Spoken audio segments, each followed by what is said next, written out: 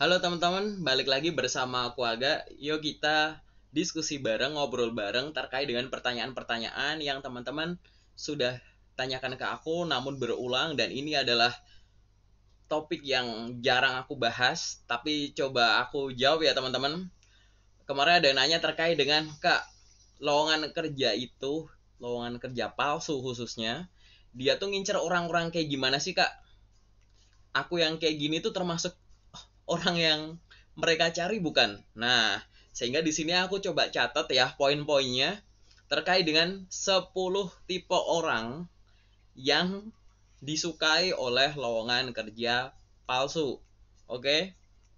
Aku tulis ya. Jadi teman-teman silahkan disimak. Dan nanti coba tanya pada diri sendiri, yuk kita introspeksi diri, kita koreksi bagaimana cara kita memandang suatu kesempatan kerja, peluang kerja, dan potensi yang ada pada diri. Oke, dan aku tulis ya teman-teman. Nomor satu adalah orang yang males tanya. Oke teman-teman, bagi yang sudah pernah sharing atau review sama aku sering bilang, kalau nggak tahu, nanya. Oke, jadi lowongan kerja palsu itu seneng sekali sama orang yang menyimpulkan sesuatu sendiri tanpa dasar. Kemudian dengan optimisme yang ditempatkan pada hal yang tidak ada dasarnya, langsung, barangkali ini adalah rezekiku. Ya udah, aku cobalah gitu. Jadi teman-teman nggak nanya gitu, dan nggak nanya dan tidak berusaha cari tahu dulu, menyimpulkan dari sesuatu yang tidak berdasar. Ini kayaknya lokernya asli deh. Oke, coba dulu deh. Padahal teman-teman belum ada dasarnya, belum pernah ngeliat, mungkin lulusan baru gitu ya, belum tahu bedanya yang asli sama yang enggak nanya dulu. Jadi ini adalah sifat atau tipe orang yang disukai sama loker palsu. Yang nomor dua, salah tanya. Nah, penasaran nggak teman-teman kenapa aku nulis salah tanya? Orang yang salah tanya tuh gini, tadi udah aku mention pertama ya. Jadi salah tanya itu adalah menanyakan keaslian informasi lowongan kerja ke orang yang salah. Ke orang yang salah tuh tidak diartikan sebagai orang jahat atau orang jelek gitu, nggak gitu ya teman-teman, tapi ke orang yang memang bukan pada bidangnya, yang tidak terbiasa untuk melihat, melototin, untuk riset ini sebenarnya asli atau enggak. Contoh misalkan teman-teman dari info loker yang ada, maaf nih tanya ke orang tua, Pak atau Bu, ini saya ada panggilan nih, panggilan kerja kayak gini gini gini, lokasinya begini begini. Aku awalnya ragu sih, tapi menurut Bapak atau Ibu gimana? Orang tua akan jawab, ya barangkali itu rezekimu, silahkan berangkat aja gitu. Ada yang salah nggak teman-teman? Aku nggak bilang ya ini pasti salah, enggak teman-teman, tapi beberapa case yang pernah share ke aku, ya ya kayak begini. Paham kan maksudnya ya? Aku ini ngomong dari hati ke hati loh teman-teman gitu. Jadi kalau tanya sama orang tua dan orang tua memang tidak terbiasa untuk melihat perkembangan loker, teman-teman tidak menyebutkan secara detail, orang tua juga tidak terbiasa untuk ngecek ini loker asli atau palsu gimana gitu ya.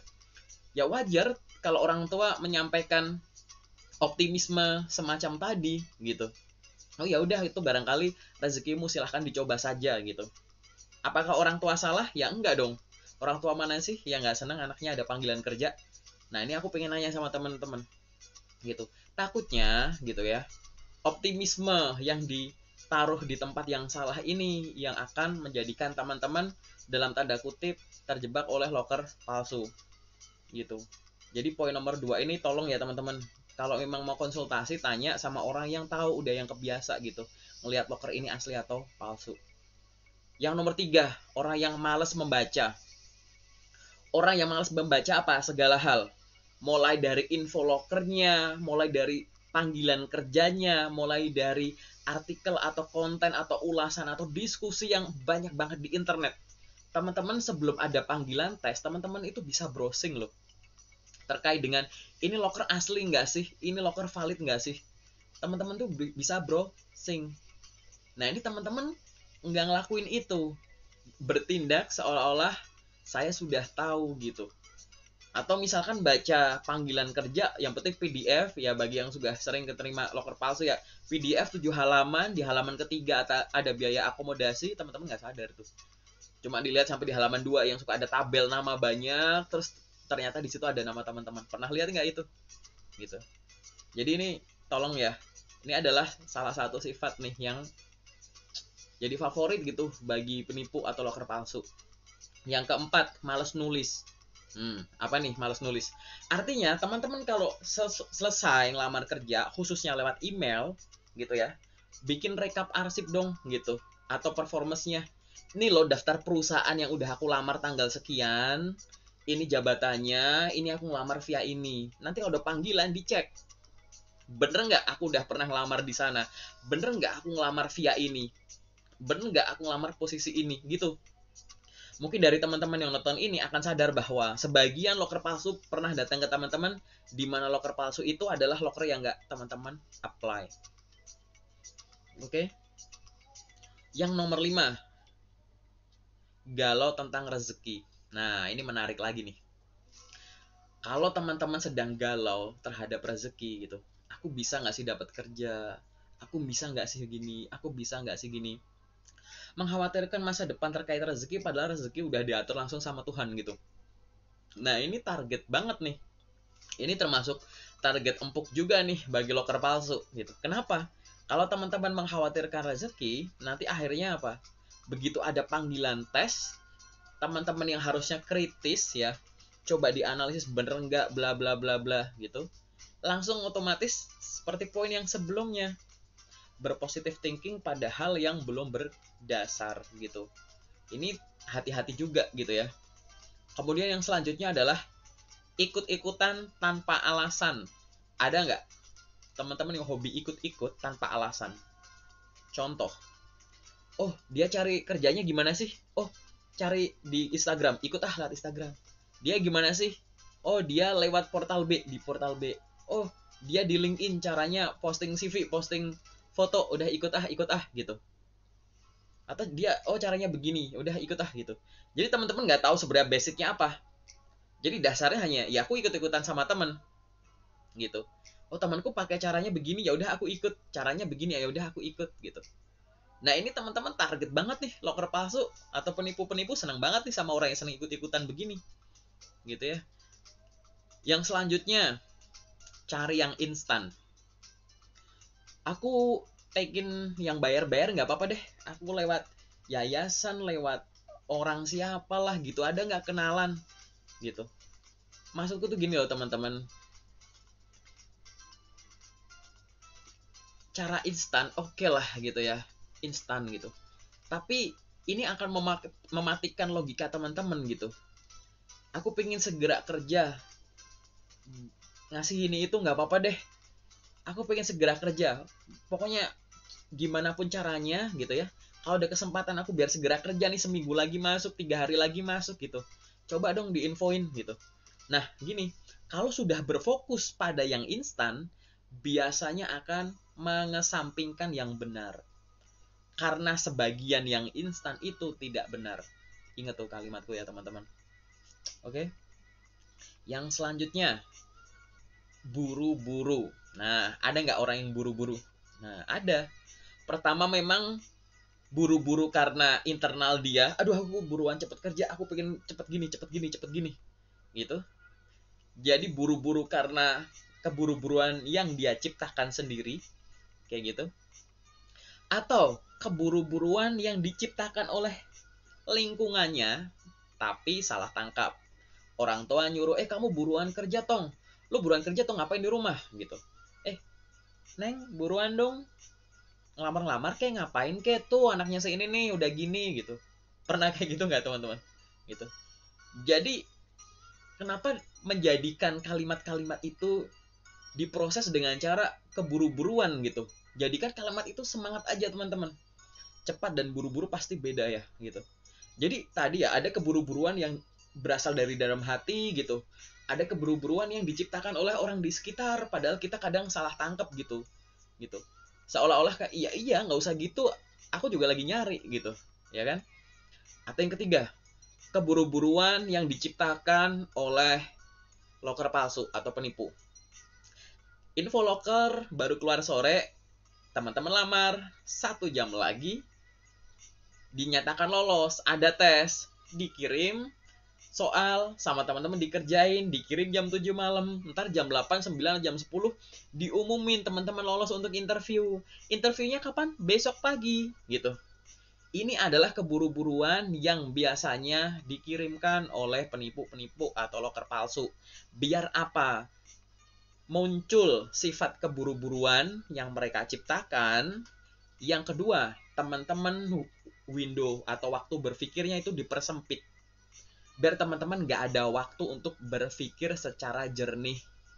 Waktu yang harusnya teman-teman gunakan untuk mikir, ini loker asli nggak ya? Coba aku riset dulu ya. Ada nggak ya gitu yang bener? Ini infonya gimana ya gitu?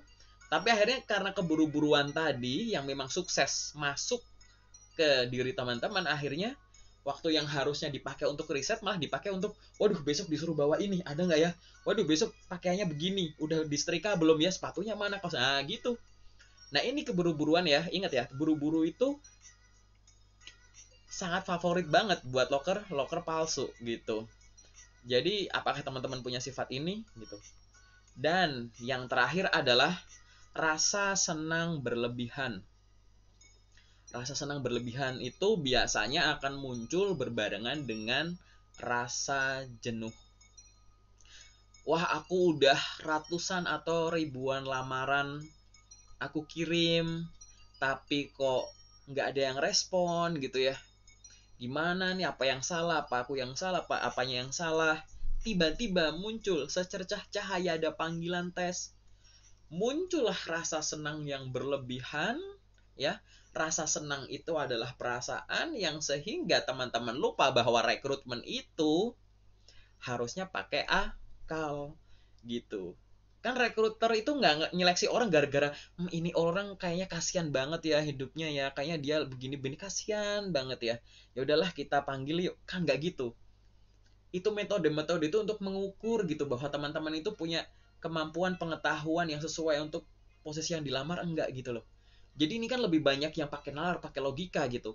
Tapi rasa senang yang berlebihan ini akan mengcover gitu ya, atau menenggelamkan logika-logika teman-teman yang ada gitu, sehingga ya udah rasa senang berlebihan ini yang akhirnya ketelitian teman-teman hilang, kewaspadaan teman-teman hilang, kehati-hatiannya hilang gitu.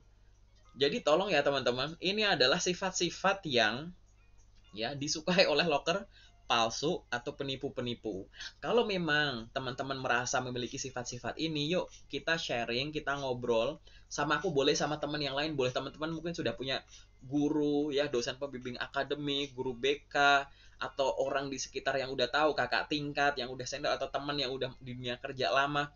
Sharing lah, ngobrol. Kalau nggak tahu nanya.